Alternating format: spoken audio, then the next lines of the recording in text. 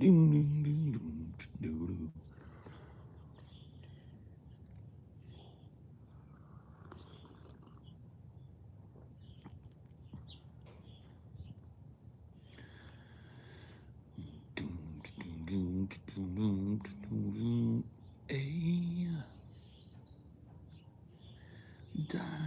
dive, dive, dive with me.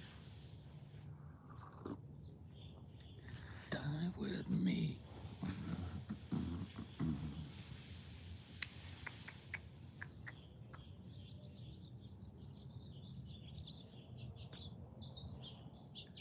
Hello.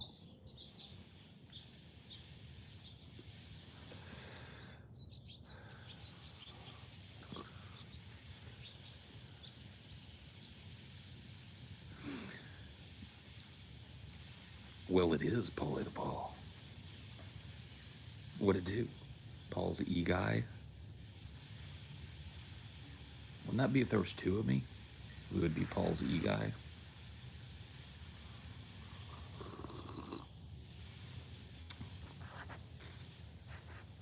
Cool sunglasses. I stole them from my wife. Don't tell anybody.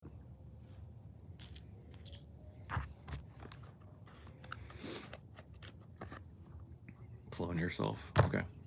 Bloop. I just laid an egg. In 42 years, it'll hatch and be me. Lego, my Paul's Eggo.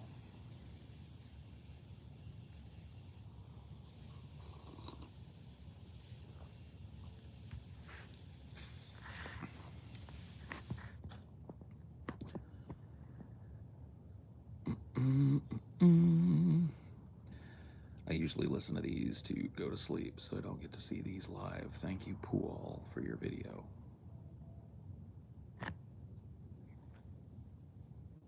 You're welcome. Good vibes, eh? Good vibes, eh? Who says they're good? Who told you that the vibes were good? Maybe the vibes are bad. Maybe the vibes are terrible.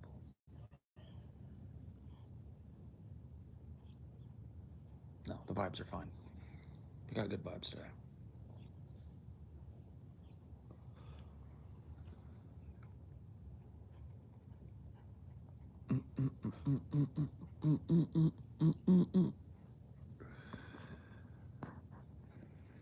Your vibrator?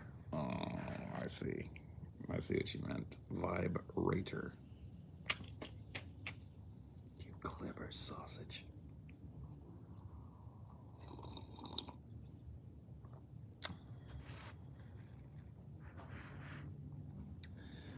Paul looks like a soccer mom in those glasses. No more sweet drinks, Tristan. Did you just reveal that you were raised by a soccer mom, man? Only somebody that had a soccer mom would know soccer moms that well. I had a soccer mom.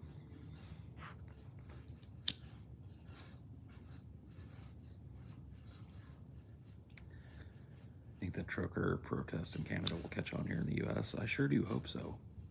Truckers going on strike is one of the things that everybody is kind of forced to pay attention to. It's $5 as an Abe Lincoln that doesn't go in TJ's bank account. Oof. Saw the most dangerous game on Patreon. That shit was insane, stupid good. Didn't expect it. Why was the Count such a good villain? I don't know, man. He's just fantastic. Like, I don't know, man. That movie just had it. The movie just had something. It felt fresher than it had any right to feel. It was one of those movies that I feel like, honestly, like, you could be forgiven for believing that it was made, you know, last year or something and just filmed like an old-timey movie or something. It just had a very, like, timeless dynamic to it. And the villain, Count Zardov or whatever his name was, I mean, he was just fucking amazing.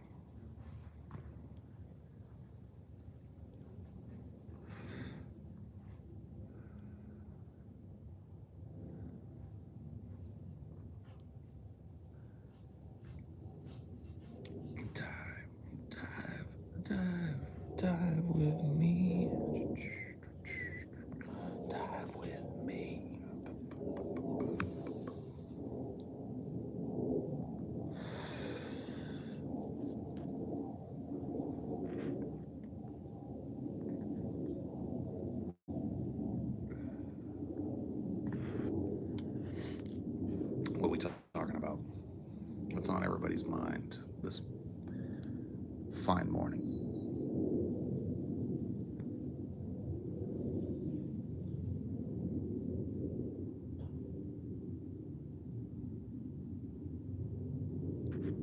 No, dive in me is not the lyric, it's dive with me.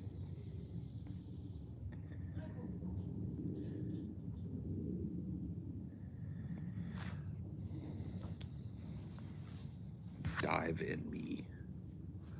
I guess, Kurt was kind of a mumbler, so you could be forgiven.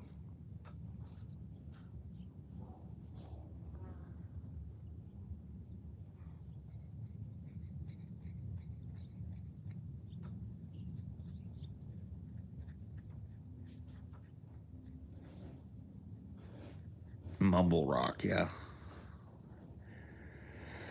Well, she never drink and she never float, and she never eat, cause she got bad luck. And she never sleeps, and she never reads, and she never thinks, and she never reads. Dun, dun, dun, dun, dun, dun, dun. Hey. Die, die, die, die with me. Not exactly the best at enunciating.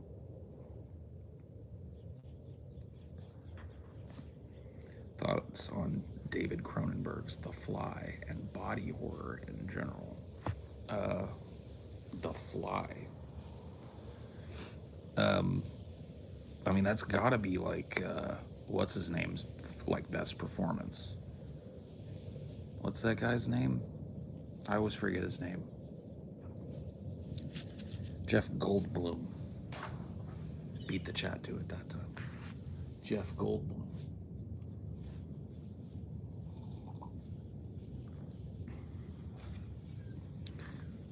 I have a bit of grudge with your usual stance on the utility of unions, and since you talked about the trucker stance, I feel like it's a nice example of the leeway these unions can accumulate. Well, that's the point of a union, is to provide leeway for the workers under that union that otherwise wouldn't be there. So, for example, to provide the leeway of paid time off or paid medical leave or paid parental leave.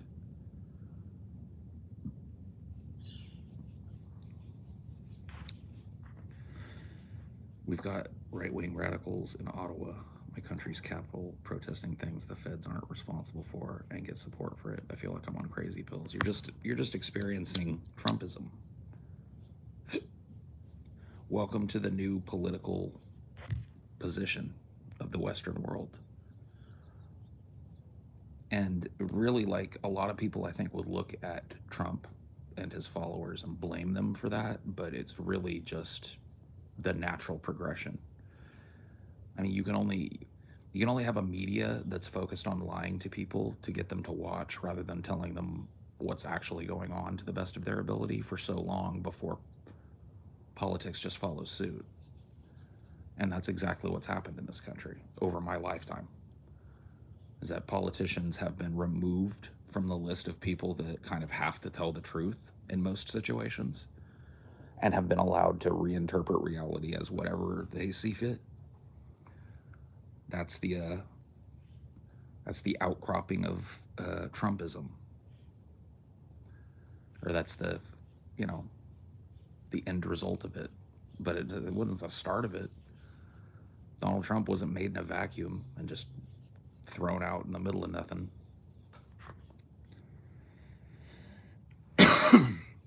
Got a library card today. Got Brave New World. Imagine the internet being like a library.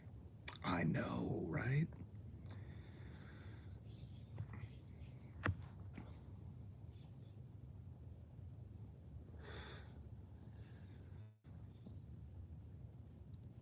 I mean,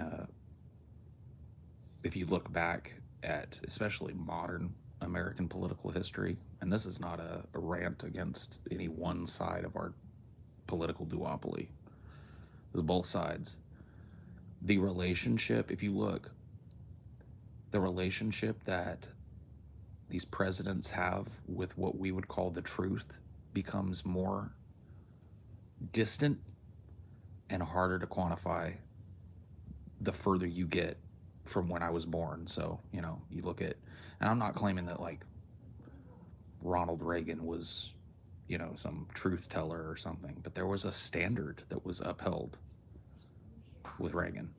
And when Reagan was caught lying about something, Iran Contra, you can look that up, arming both sides of a conflict basically and profiting off of it.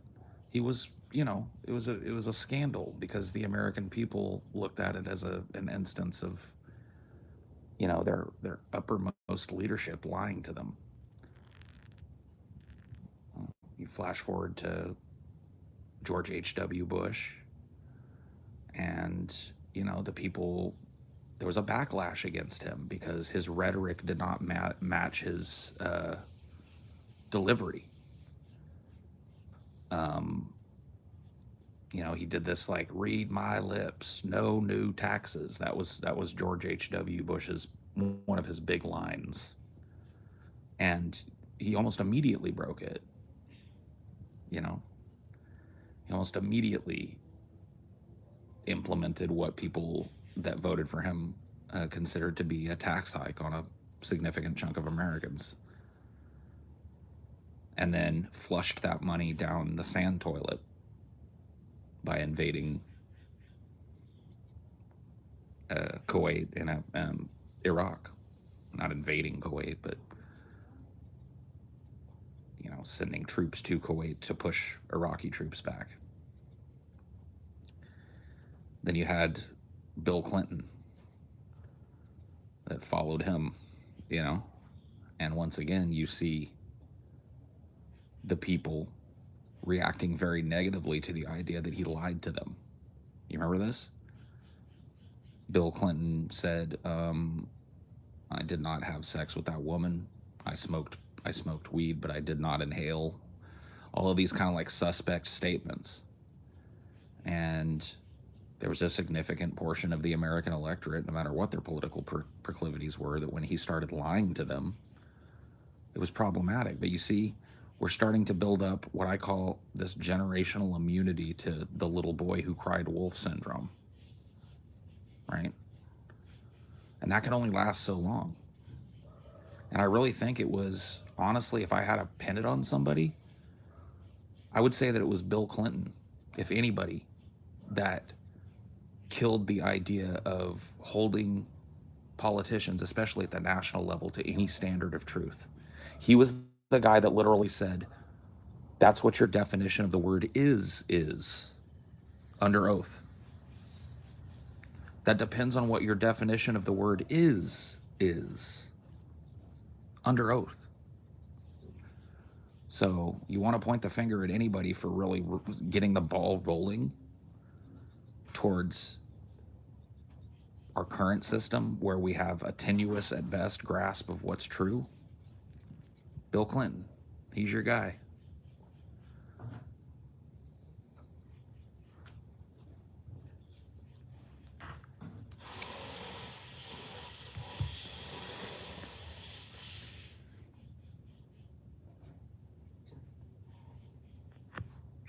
Absolutely. Look at where Bill Clinton shows up to this day. And see, he was a guy that was like kind of falsely remembered as this folksy dude. He got elected for some of the same reasons that Trump got elected, because people felt like, oh, he's not a real politician. He's like one of us. Listen how plain spoken he is.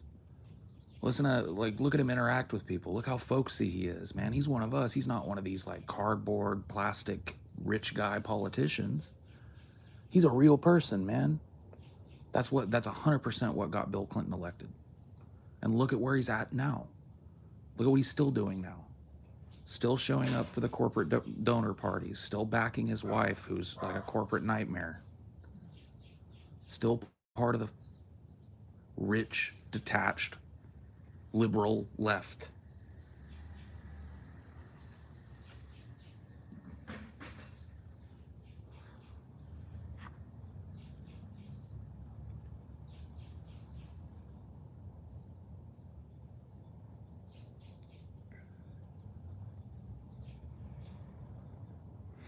I could have a beer with them, yeah.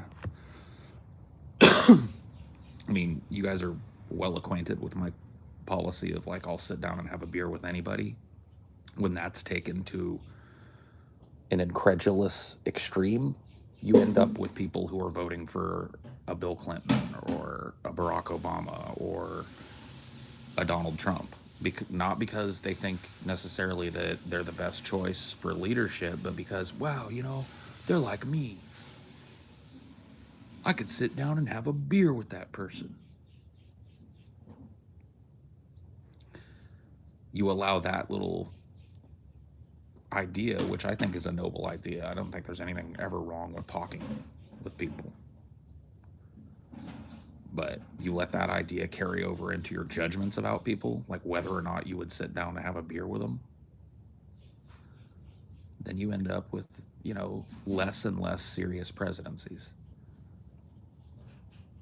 Less and less serious politicians, less and less serious attempts at social change, whatever your political proclivities are. I don't care if you're a Republican. You suffer from the same wage stagnation that a Democrat does. You suffer from the same slings and arrows of bad, upside down pyramid economy as a liberal does, as a Democrat does, as a radical leftist does. You're in the same goddamn boat arguing with one another. You don't think that's to the benefit of nothing ever getting done? The fact that they've got us convinced that our enemies are not the people who make the decisions that ruin everything, but one another. Ruh-roh. I'd have a beer with no one because beer is yucky. Well, I mean, that's fine. You can switch it out for whatever you want. I would have a snow cone with anyone. That would be good for you. That would be a good way for you to take because you're right. Beer is pretty gross. Grossly good.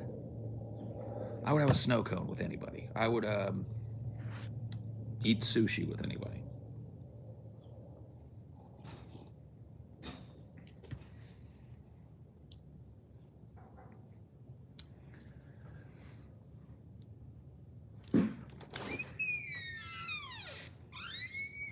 You'd pop an aspirin tablet with them. Yeah. I'd smoke the vape with them. It's just funny how just a little bit of and this is something that I feel like gets me in trouble a lot when I'm talking with younger people about political stuff, people in their 20s, is that it's very hard for me to find a way of saying like I have lived experience when it comes to politics without coming off like, well, I'm just older, so you gotta listen to me. And it's a delicate balance of trying to say like, look, like I understand your passion for this, but you're missing a few things. And a lot of people, once you start talking about, well, look at how this was, look at how this is such an important thing to look at. The trajectory of politics and the trajectory of our nation is so important to understand where we started and how it got here. But I feel like people are really closed off to that because they feel like, well, it was your generation who ruined everything, so why would I listen to you? Well, because I'm saying that it has nothing to do with our generations ruining things, and it has everything to do with the powers that be ruining things. Slowly but surely taking. If my generation is guilty of anything, it's of not fighting back when they came for the wages, when they came for the unions.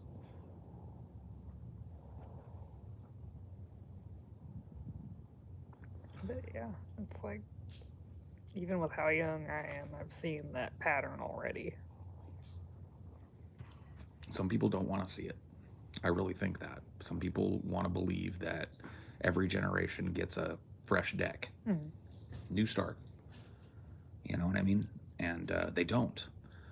You're sitting at a casino and you're being dealt from the same deck that my generation was dealt from. Some of the same people, the same political entities, the same political motivations. They're all coming out of the blackjack deck. It's all marked cards. It's all in favor of the house.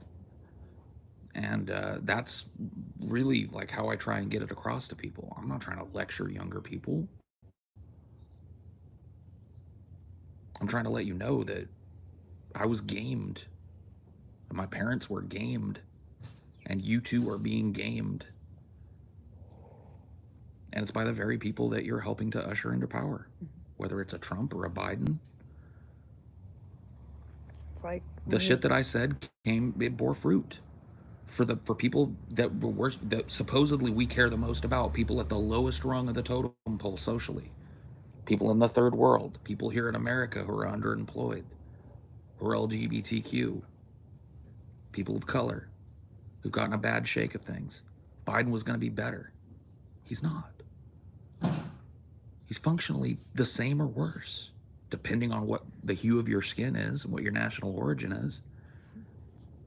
Like, if you're a Haitian immigrant, Biden's like Satan. Like 600%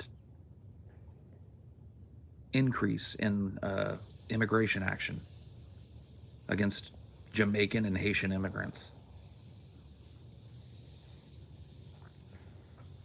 Yeah, it's like when you're learning history, you're just seeing the highlights, the fulfilled promises. It's all they want to teach you. Right. And I honestly think that people don't even look at that anymore. I feel like we've gotten so used to this electoral cycle being pretty much constant that we immediately, like, just to save sanity or to be able to focus on all the new bullshit, we throw out the last electoral cycle. You know, and once again, I don't mean to bring this up to stir drama or whatever. One of the things that really shocked me when I had my second talk with Vosh was I was trying to walk him through the electoral cycle, and I asked him, you know, what in your opinion, what happened to Bernie Sanders the first time around? Like, how did he lose? And he couldn't even remember. I don't know, dude. That was a long time ago. I don't really rightly remember. And it's like, you don't remember how Bernie Sanders was screwed the last time? And you just walked into it this time and it happened? And I'm not trying to point fingers at him specifically. I think that there are a lot of people with this huge blind spot for not distant history. That's one thing. Recent history. The last 40 years in America. The shit that made the plate that you eat off of. People don't know what went on. People don't know what effect it had. People can't name the wars we engaged in. The major political figures and how they pushed things. It all becomes a blur after 4 years. And people just move on to the next one like it's a brand new fresh slate, and it isn't. Like I said, the House is dealing from a marked deck that's been it's been rotating through since I was a kid and before. Yeah, it's like with the Ukraine shit now, it's very similar to how the Libya thing is being pushed. Right. Was Vosh even politically aware during the Obama years? I don't know. But that's not an excuse. I wasn't politically aware during the Reagan years. And I have a pretty firm understanding of what Ronald Reagan did to the economy, what he did internationally, foreign policy wise, what he did against unions, and what the outcropping of his 8-year presidency was for working people. I was a child, literally like newborn when he was elected, and I'm still aware of that shit.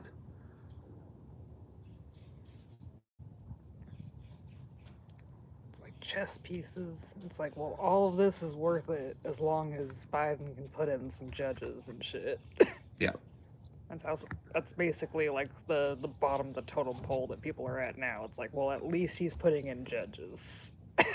Right. Which is a really low bar. Azonster talking about Ukraine electoral. We're just kind of talking about electoralism, more not even really electoralism. We're talking about like the importance of learning the history of what's happened in the country over the last 50 to 60 years, and this kind of blind spot that I feel a lot of highly participatory electoralists engage in. I really feel like that there's a large blind spot, no matter what your politics are, when it comes to not just the last 40 years, but what happened 2 electoral cycles ago or 3 electoral cycles ago. And I think that blind spot is an obvious tactical error, no matter where you sit on the political spectrum. Having a group of people not even aware of how they've been duped before not aware of the negativity before and what has led to the political climate that they're voting in and stuff, you can't make an argument to me that that's a good thing. And so I was just kind of talking about how I, as an older dude, and when I say older, I mean older than most of the people that watch me. How do I talk about this without coming off like a grandpa, wagging his finger at people and going, back in my day, you need to learn a little history, sonny. People don't want to hear that. One of the outcroppings of youth is an overabundance of confidence, and it's a beautiful thing. It, allows young people to live a very free and self-deterministic existence, especially in a country like this where they have the opportunity to do that, however waning it may be. But I think that it gets in the way of like learning lessons. It's like the Bernie Sanders thing. I feel like that Bernie Sanders's last campaign was filled with a lot of fresh-faced young people, which is great. But I really feel like a lot of the people that got on the train weren't even aware what happened the last time Bernie Sanders ran. And so they were once again just like blindsided by the DNC. They funneled money, tons of money, fistfuls of money into the Sanders campaign, but because he was running as a DNC candidate, when they screwed him over, all that money, every dollar of it went to Joe Biden. And I feel like had those people taken a look at how Bernie was gatekept in the previous cycle, they would have been more prepared and maybe a little less likely to run headlong down that road without understanding or being aware of what was going to happen.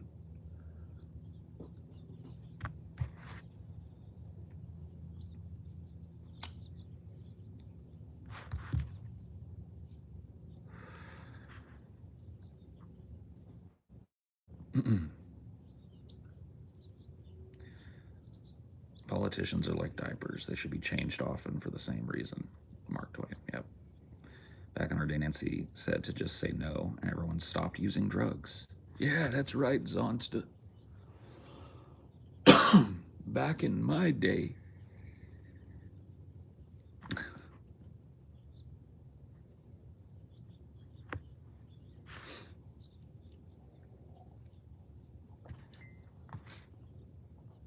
John Fetterman is a promising candidate. He's a Pennsylvania lieutenant governor. I haven't heard of him, so I guess we'll see. At the same time, though, people are just responding to what they see in front of them. Bernie was scuttled by ignorant voters. He wasn't scuttled by ignorant voters. He was scuttled by the DNC. How does educating people fix that? It doesn't, but it at least allows us to identify what the fundamental and central problem of electoralism is, which is that we're not given an actual choice to affect any kind of real, tangible leftist momentum. And if you're a Republican that has leanings towards labor, of which there are a lot, you're in the same boat. A lot of people forget that, Republicans make up a vast majority of people in coal mining unions. They make up a vast majority of people that are in law enforcement unions. And I'm not just talking about police either. I'm talking about, correctional officers. And all these people are unionized laborers. All of them have a sense of solidarity when it comes to their job. Like the government's, I think, the second largest employer in this country, and they're all, for the most part, unionized. Yep. I mean, I worked for the school district, and I was a unionized laborer for the school district, technology specialist. And, at the workplace, politics are not usually worn on your sleeve, but as I worked there for years and years and years, I learned people's politics, and I was basically the only left-leaning dude that worked in that school district. All unionized labor. The only one. Maybe there was another dude. Like I said, we didn't get into it. There was probably another dude that was kind of a hippy dippy like me. Everybody else was staunch religious conservative. All unionized labor, though.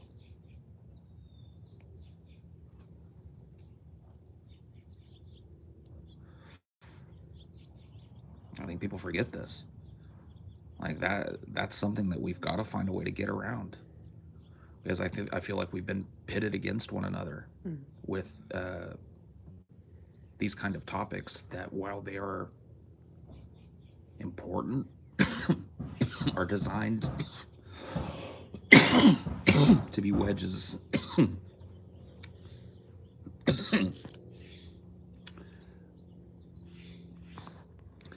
And what's the purpose of a wedge? To divide one plane from another. It's like to the vast majority of people that are on Twitter and shit, it's like what's important to them is the food on their table and the money in their wallet. Right. That's it. That comes first almost always when you're talking about a person's concerns. And with that level of commonality and the problems that are staring us all in the face, seems to me like maybe we've been funneled into this like purposefully oppositional TV show kind of environment where we're just utterly convinced day in and day out as the world continues to crumble that it was our neighbor that did it. How could it be anybody else? How could it be the CEOs? How could it be the politicians that make all of the decisions or make all the promises and then don't deliver on them? How could it be? How could it be that? Couldn't be that. Just like, you're stupid for voting against your interests, and you're stupid, you're stupid. Right.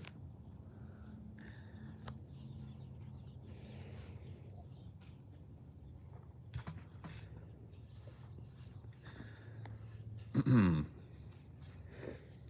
lot of wedge issues are garbage, but unfortunately there are people who will vote against CRT. Look at what yeah, I know. But that's the point. Is that we've gone so far, and I believe that this happens on the left as well. We've gone so far down the rabbit hole that when one of these wedge issues is introduced, so much of the voting electorate is convinced that that's the issue. Like, that's the major issue we got to look at. We've got to look at this. We've got to look at that. This is the issue. You know, wage equality between men and women, that's the issue on both sides. Abortion, that's the issue. They've been playing football with abortion forever. And you take somebody that's pro-abortion and anti-abortion and you look at the actual fucking state of their lives, and guess what? They have the same needs, the same wants, same problems, and need the same solutions.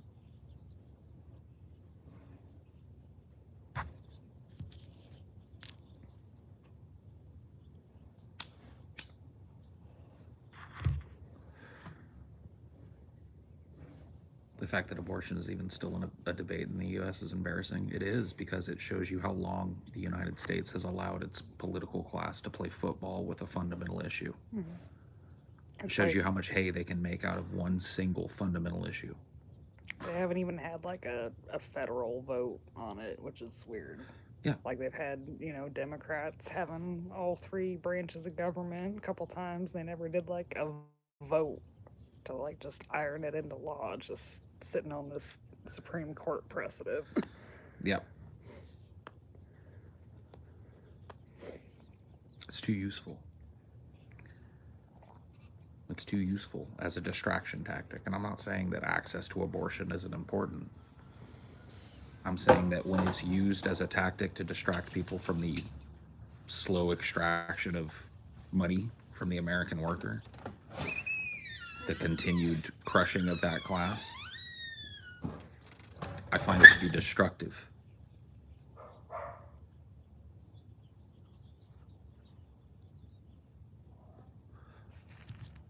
I don't see how you could see it any other way. Unless you just choose to not pay attention to how destructive those things are. How destructive they have been.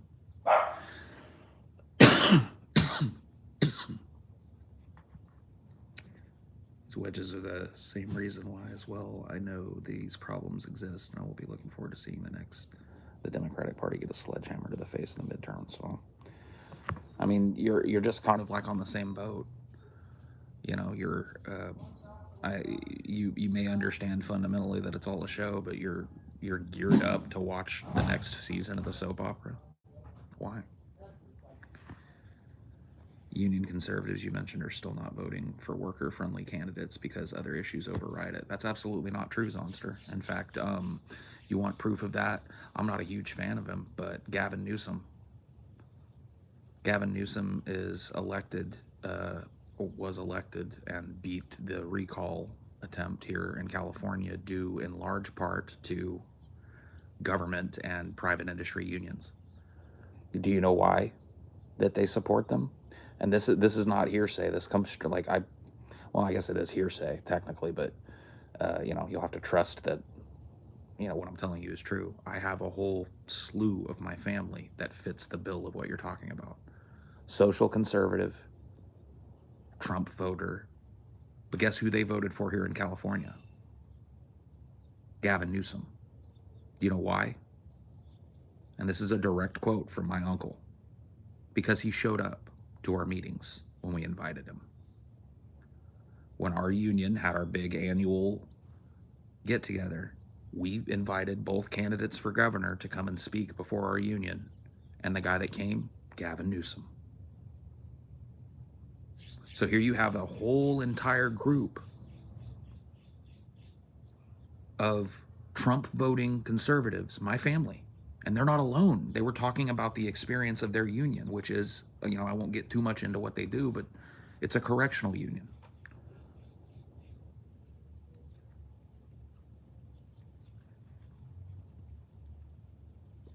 So I firmly believe that these people can be spoken to like human beings and given the brass tacks on who to support. I've seen it happen. It's happening right now. Like I said, Gavin Newsom, whether you like him or not, responsible for some progressive policies here in California, voted into office largely on the strength of mixed political unions. It's good to know. Well, there you go. It's one of those things that people think is impossible. They look at everybody and think that they're a party line voter, but people vote their interest. And the closer to home it gets, the more likely it is to directly affect their interest. This is why a reinvigorated interest in local politics is something that could change the world. It could change the nature of politics. That change could radiate up from the states. Find the states because it's already happening. Look at marijuana law. You now got 30 states that are in direct contradiction of federal law.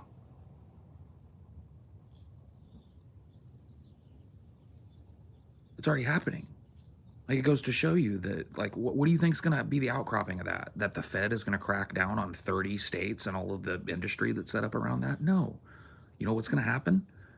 10 years from now, 5 years from now, it's going to be federally legal to smoke weed in America. Not because politicians at the top decided to do it, but because people at the bottom voted for politicians that voted for it in the state legislatures and the local county legislatures and shit. It's a ground up process. And people have forgotten about the ground.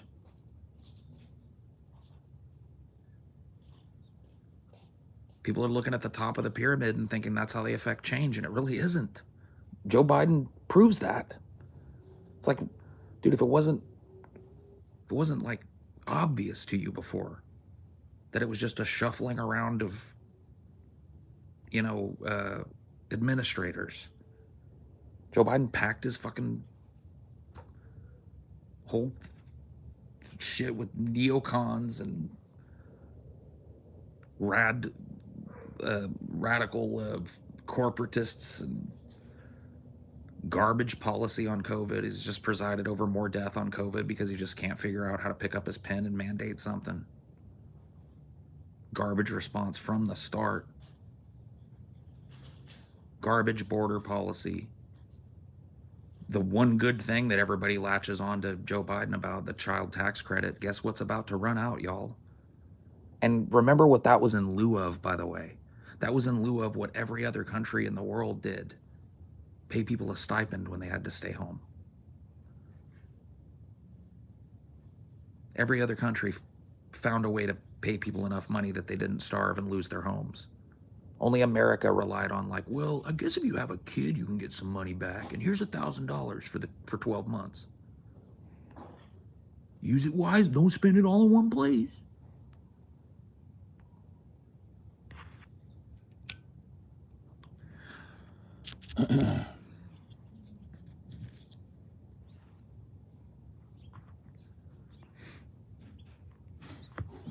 What about Biden not being as much of a threat to democracy as Trump?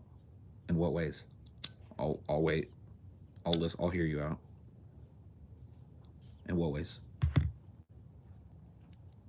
Keep in mind that as you formulate the idea that we're talking about a dude that has functionally continued and or expanded on, I would say charitably 95% of Trump policy has just gone forward like it never stopped, or been accelerated in certain points when it comes to things like immigration and federal prison sentences.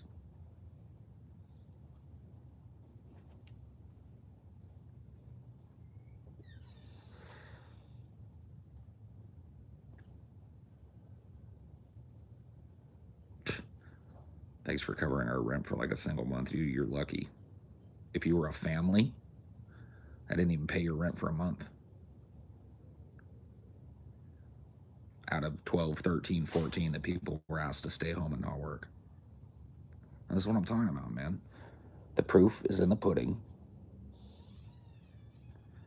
And Americans have just like lost the ability to look at the pudding. You know? Most progressive president of our time, yeah.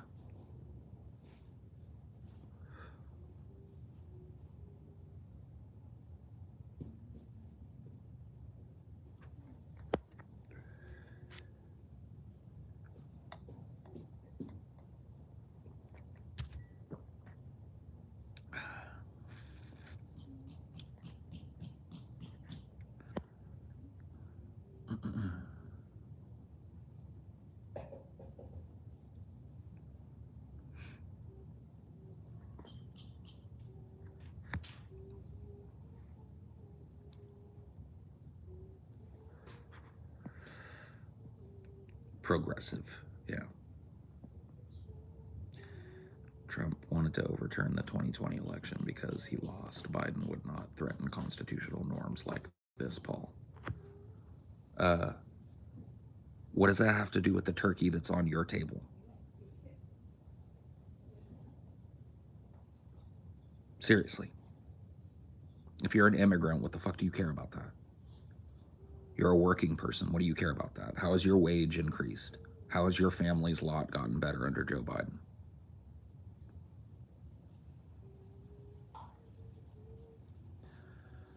I agree, Zonster. It's about the lowest bar to clear.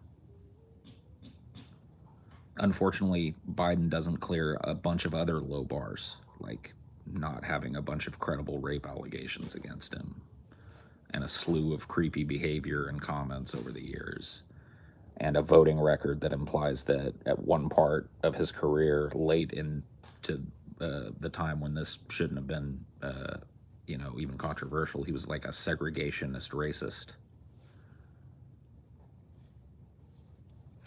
Yeah, he doesn't clear any of those bars, but he clears the I probably wouldn't interfere with the democratic process in an election bar.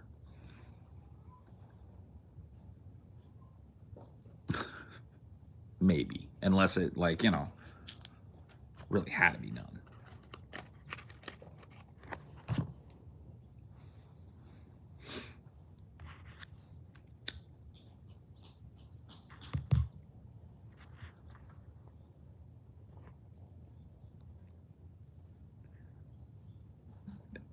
My significant other beats me every day, so I left them for someone who beats me only every other day. Lesser evil.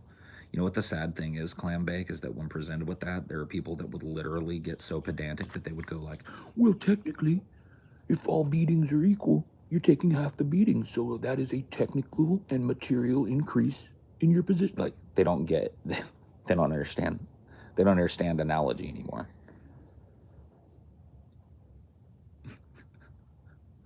That's what I'm talking about, man.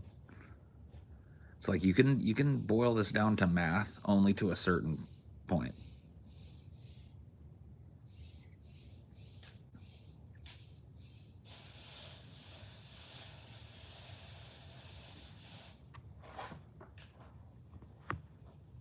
Was the 15-hour minimum wage mandate still going to be pushed through? No.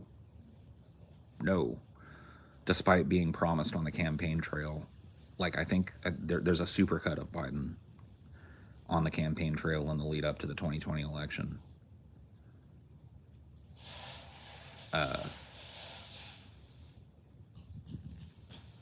Like there's 200 or so instances of him promising, like, first thing I'm gonna do is $15 minimum wage.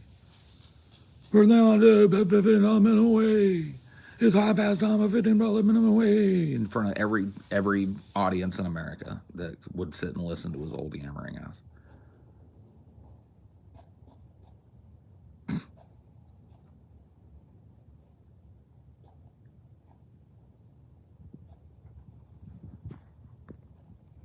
The system of democracy is destroyed by the Trump movement and the Republican Party. You lose one of the only ways. Yeah, but like, dude, you have to understand what you're talking about requires so much more than what happened. Like, oh, I know because I lived through it too, and everybody did. That January 6th shit was spooky. But you're assuming that it not only succeeds, but that everybody in America is willing to just immediately, every state in America is willing to just immediately go along with the whims of a dictator. So you, because you fear something that is quite frankly crazy that happened, are willing to go the extra mile to come up with this fantasy idea in your head that ends with Donald Trump sitting on a throne of golden skulls or some shit. You know what I mean? And it's just like, dude, there's no way. So much assumption between here and there, and it's all fantasy in your head. You know, another time in American history when a lot of that happened? Around 9/11, 2001. People saw something, quite frankly, horrible and crazy happen. And a lot of people took it to the logical extreme that, like, everybody that was in a certain part of the world wanted to see that happen to every American city, and that they were our enemy, and that even the people that lived among us that looked like them were our enemy. Because, hey, logically follows, right? Look what happened. That's a danger of that kind of thinking. It leads people to make, and it's funny because I get this thrown at me a lot, but it leads people to make purely emotional, reactionary decisions. You need to look at January 6th for what it was. It was a tragic failure of the powers that be to respond to a thankfully largely incapable numpty mob who over 3/4 of which didn't even really know what they were doing. And that's all it was. Like, it's still an attempt. It was Right. a horrible one, but it was an attempt. Right. It was an attempt that failed roundly due to the systems in our government. You saw an immediate repudiation of this, not just from the left, but from most of the people that mattered on the right, especially during that time. The system reacted exactly like you would expect it to. Maybe less one Donald Trump being put on trial. You know what I mean? You kind of expect that, I think, as a citizen. But in terms of defending itself, the system did that's the reality. So your fantasy that, like, oh, but it could have gone the other way and Trump could be king. It's like, well, it requires a little bit more. Like, having the actual layout of Congress would have been nice. They were just like, so many of the people there thought that they were doing like a harmless protest action. Yeah. And you can tell. Yeah. Like, and I'm not saying that there weren't people there that intended harm, dude. There were people out there that were talking some bloody murder shit, people that literally came for that business, but a lot of those people were just numpties that felt like, I'm a normal American working person and I'm smoking a joint in the House of Congress. It's like, I'm just documenting this, bro. Yep. And the fact that this was not like some kind of like coordinated paramilitary effort goes a long way to show you that like it was mostly just a failure of the local authorities and the Capitol authorities to properly prepare for a giant demonstration in the city. There's no excuse that when BLM shows up in Washington, D.C., that the streets are lined with stormtroopers, but that when a Trump mob who's all fired up descends on DC, there's no like, dude, that would have been shut down immediately if there was an even moderate law enforcement presence there. Like, they didn't even call the National Guard until like hours into it. Yeah, people occupied the building for hours after the Congress had been evacuated and the vice president had been evacuated. They just loitered around and did damage for hours. So there you go. There was insider help. Yeah, I kind of agree. I kind of think that Trump used his influence over, key politicians in his cabinet to kind of tone down the response. So there wasn't a bunch of riot cops there. But I mean, dude, if you look at some of the pictures from that day, there's one thing that stuck out in my mind from that documentary we watched. What was that called again? Do you remember? 6 hours at the Capitol. Yeah. You remember that one where the dude, he's holding his phone or something and he's going up those stairs. There's a bunch of people going up the stairs. And then all of a sudden he turns around and points the camera at the National Mall where you can see, the Washington Monument and everything in the distance. And that entire mall is filled with a throng. It looked like the zombie apocalypse. Yeah. And there was like 50 cops there. Yeah. It was completely pathetic. Yeah. Like utterly pathetic, the response to it. And the then windows are like little fucking fragile things. We can just go boink. Yep. Well, I mean, that's because nobody should ever come within 100 yards of that building with ill intent. So it can have these old pane glass windows that are, like historically preserved or whatever the fuck. Because like anybody with ill intent should be stopped before they're 100 yards from that building. And these people were basically, because there were 50 cops of various uncoordinated people, or maybe even less, on the scene. I can't remember how many cops were on the scene through the initial siege portion. I know people joined at different intervals. There was no coordinated response. When they first got there, it was literally just like the museum guard, Capitol Police that were there. Yeah. The guys that are there to handle tourists and stuff and make sure nobody's kid wipes a booger on the wall or whatever. They were and I'm not trying to denigrate them, they were the people that were there. Trying to set up barricades. There was only a single layer of them. And the barricades were those stupid concert barricades that are just there to insinuate, like, you can't go over here. Yeah. Dude, what does it take to move one of those? This?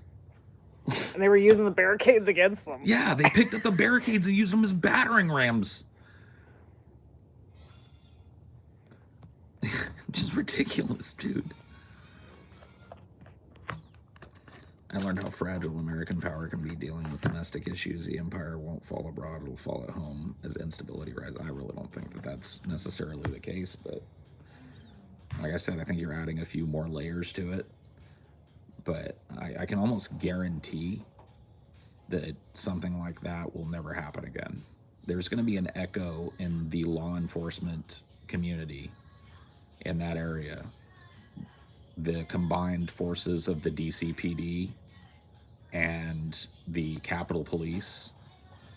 And, surrounding and like Boston and shit. Surrounding agencies and military wings.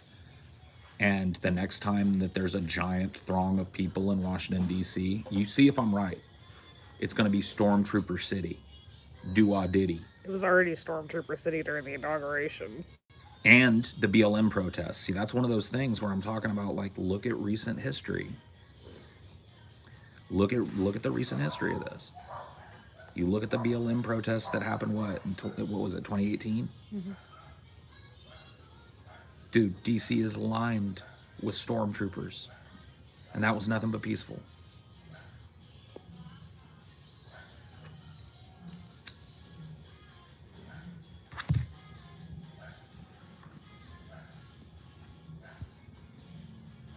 It's crazy how the only cop you die from at a riot or protest was a Proud Boy type people. Huh? Say what? Say what, buddy?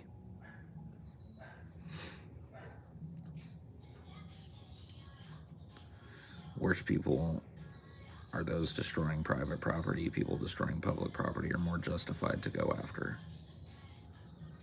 Well, I mean, it just goes to show you, like, the difference between this has to go, like, violence never is allowed to be exported up the hierarchy. So the closer to home that hits, the more violent the response.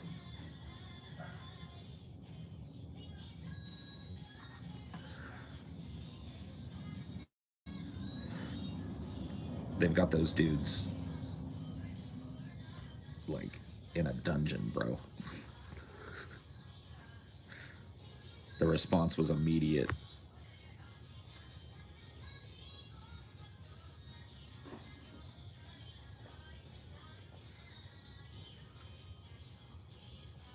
Oh, dude, the old Dick Nixon, and that quote from Dick Nixon. I'm saying when the president does it, it's not illegal.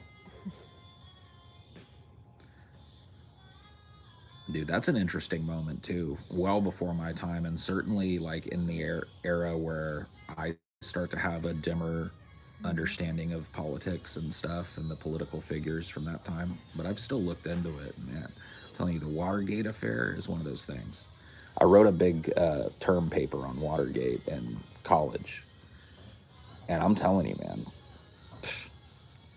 the depths of that and the layers of corruption that were in place that allowed that to happen, and the fact that Dick Nixon was pretty much just continuing a tradition of political espionage and you know,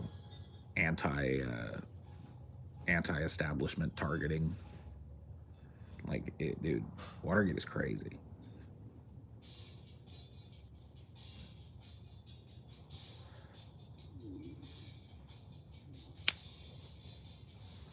There's a lot of good documentaries on Watergate. There's also a really good movie that called Frost Nixon, based on a play that's really good. And actually, the guy that originated the role of Dick Nixon, Frank Langella, he plays Dick Nixon in the movie, which is 90% of what makes the movie amazing. Because he doesn't, you know, if you put him side by side, he really looks nothing like Dick Nixon, but he captures the physical performance in a way and the vocal performance in a way where he just becomes that character. And that, I think, is really cool. So if you're interested in that, good movie. Frost Nixon.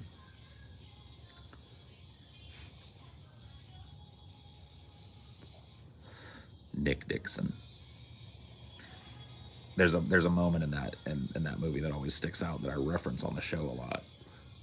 The idea of like how easy it is to talk shit when you're at a massive distance, but when you're up close. There's a guy on David Frost is this journalist who's interviewing Dick Nixon, and they're going to try and expose him for Watergate and all this skullduggery that he did in Vietnam and yada yada. And there's a guy on the team that's like, you know, he's like this. Dick Nixon's a fucking fascist. He's a piece of shit. And you know, I'd spit in his face if I were, you know. He's like one of those guys, like a real passionate anti-Nixon guy. And then it comes down to it. The moment comes for him, you know, where he gets to meet Dick Nixon, and he just like, Dick Nixon's like, oh, he puts his hand out and he's like, Mr. President, shakes the dude's hand. It's a great moment. That door sounds like a girl screaming. Get out of here, dude. How many Memento Mori accounts do you have? We gotta... got a dude that just like is making it his job to like commentate on the background noise of the stream. It's like, what are you even doing, bro? You've made how many identical accounts to comment on background noises that happen while I'm in the middle of a stream? 2 so far that I've personally knocked. Let's see how many more you got. I'm interested. Burn them now. Let us in. Let us know the depths of your free time.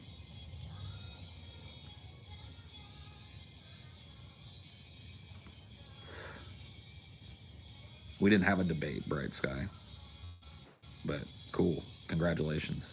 You get a gold star.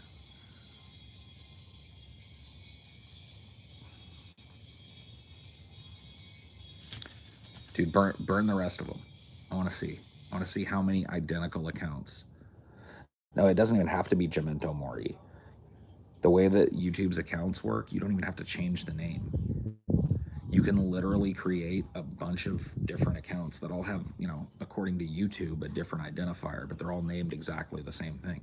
YouTube used to have this like unique name policy, but they realized at some point, I think rightfully, that what you called your channel was going to be duplicated a billion times. And so they like if you wanted to, you could make a channel right now called Deep Fat Fried and put our logo on it. Like behind the scenes, it wouldn't be called Deep Fat Fried, but that would just be your channel name.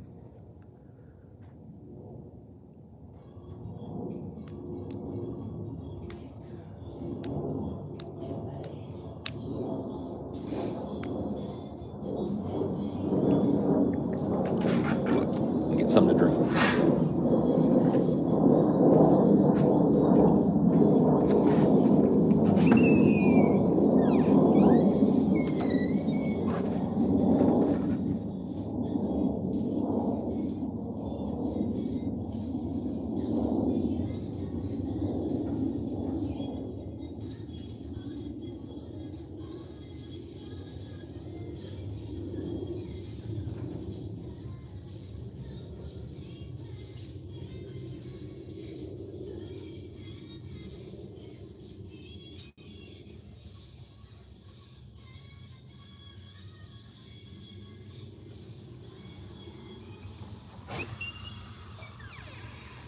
Here, warm up. Find yourself a sunny spot. What do you think? Poop.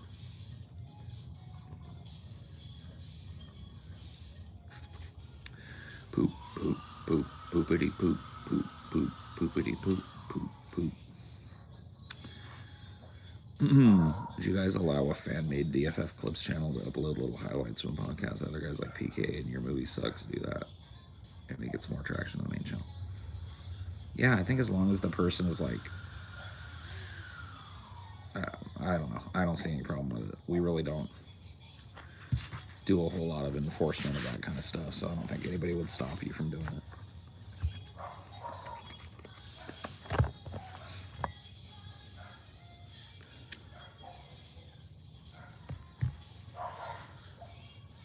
Maybe it was short style and edited in such a way. Maybe. Make it clear it's a fan channel. I mean, yeah, that's. I really don't have any control over what people do, so.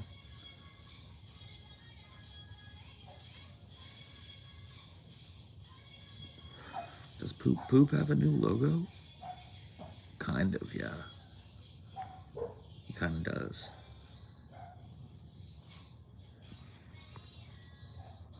There's part of a pleb onion nugget that I thought would make a great video.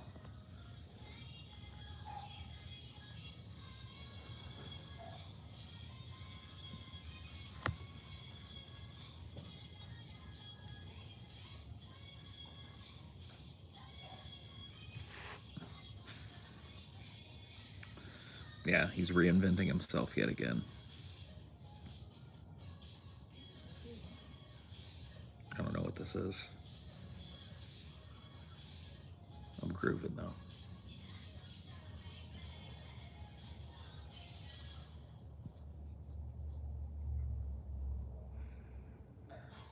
Happy sunny time music. When is the next patron Highdeology? Next month.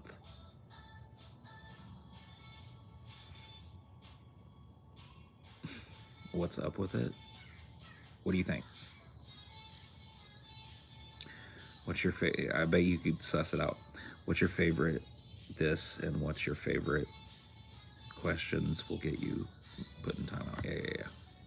Easy. Easy peasy.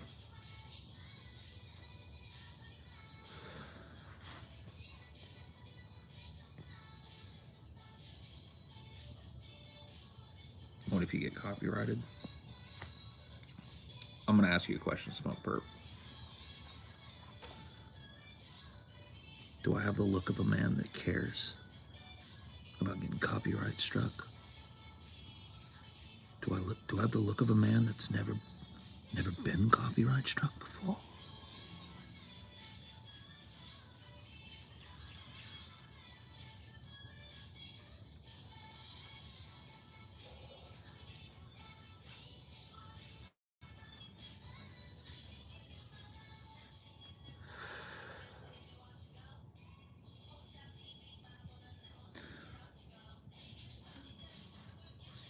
Sucks to get a strike. I mean, yeah, it does, but I really don't care.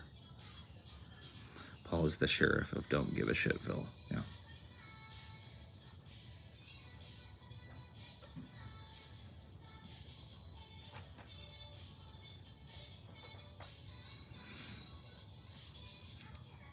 Dude, I've got the Poltergeist channel. That's true. That's the haven. It's the safe haven in case Highdeology gets the bean.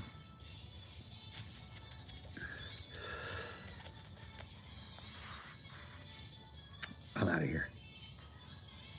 You've bored me.